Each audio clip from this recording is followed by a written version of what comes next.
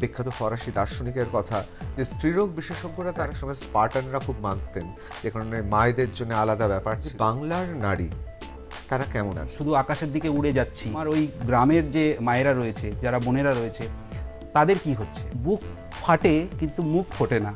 ভারতবর্ষকে তো আমরা মাতা বলি, এবং মহিলাদের হেলথ ভীষণভাবে গুরুত্বপূর্ণ। সঠিক ইনফরমেশনটা কোথায় আছে এইটা খুঁজে কেউ পাচ্ছে না।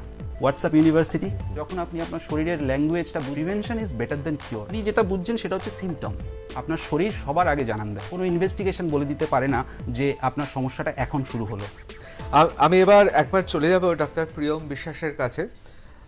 আমাদের অর্ধেক আকাশ জুড়ে তুমি নারী, সুতরাং আমাদের এই বিপুল জনসংখ্যার অর্ধেক যারা, তাদের জন্য তিনি অত্যন্ত গুরুত্বপূর্ণ। তিনি স্ত্রীরোগ বিশেষজ্ঞ এবং অবশ্যই তিনি তার সঙ্গে সঙ্গে প্রসূতি এবং স্ত্রীরোগ বিশেষজ্ঞ।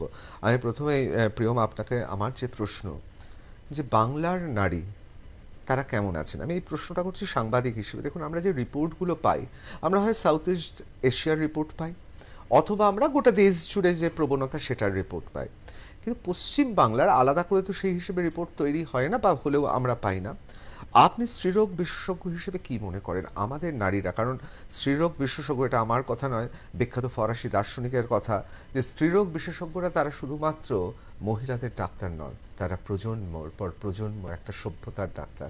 সুতরাং যে শিশু জন্ম নেবেন আগামী ভাবিকালের নাগরিক, তাদের যদি আমাদের সুস্থ শরীরে পেতে হয়, যেটা একসময় স্পার্টানরা খুব মানতেন, যে কারণে মায়েদের জন্য আলাদা ব্যাপার ছিল রোম সাম্রাজ্যে, তা আমাদের নারীরা, মহিলারা কেমন আছেন?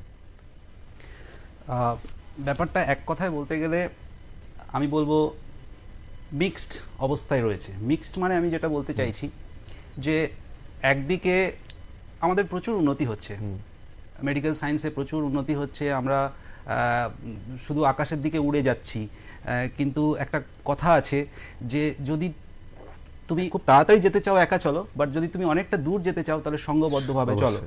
হ্যাঁ, তো সেক্ষেত্রে আপনি একটা সুন্দর পরিসংখ্যান দিলেন যে অর্ধেক পার্সেন্টেজ হচ্ছে মহিলা, এবং মহিলাদের হেলথ ভীষণভাবে গুরুত্বপূর্ণ। আর তার চেয়ে বড় কথা হচ্ছে আমাদের ভারতবর্ষকে তো আমরা মাতা বলি, তাই না? ভারত মাতা, তো ভারত মাতা, তো মায়েদের স্বাস্থ্য তো সবচেয়ে ইম্পর্ট্যান্ট একটা জায়গা।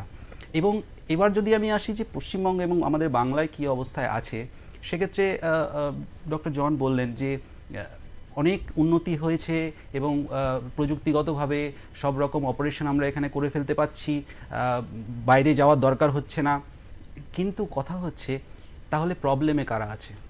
যদি এতই উন্নতি হয়ে থাকে, এতই প্রযুক্তিগত উন্নতি হয়, তাহলে সমস্যাটা কোথায়? সমস্যা তো কিছু দেখছি না, কিন্তু সমস্যা হচ্ছে ইনফরমেশন গ্যাপ। ইনফরমেশন গ্যাপটা কি? আজকের আমরা তো বলি ইনফরমেশনের যুগ।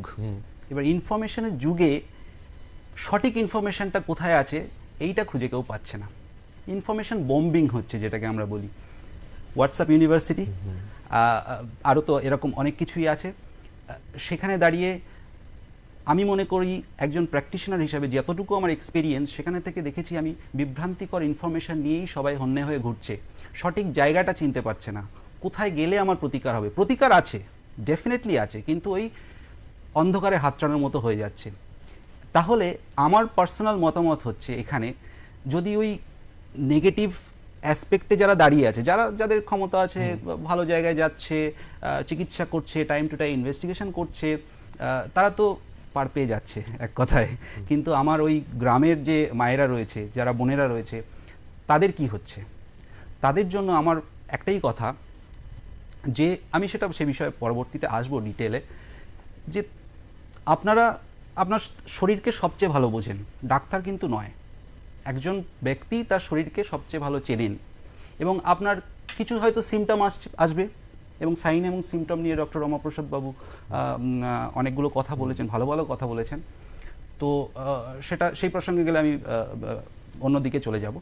কিন্তু আপনি যেটা বুঝছেন সেটা হচ্ছে সিমটম। আপনার একটু ব্যথা হচ্ছে, আপনার একটু ব্লিডিং হচ্ছে, আপনার একটু পিরিয়ডের ইরেগুলারিটি হচ্ছে।